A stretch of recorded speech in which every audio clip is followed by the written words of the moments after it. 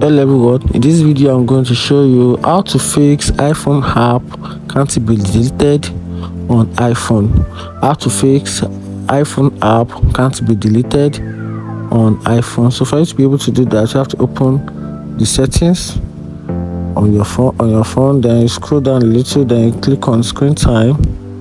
Once click on screen time, then you scroll down a little, then you click on content and privacy restriction. Then from there, then you're gonna click on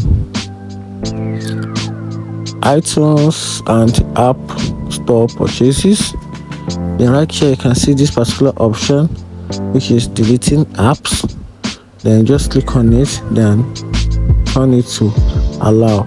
So with this option, you'll be able to delete any app on your iPhone. Like example, I want to delete Instagram.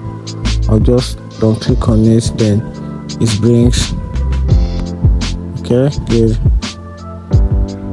and it should be able to delete. You can see delete app, and that's it. If you find the video helpful, like and follow for more. Thank you.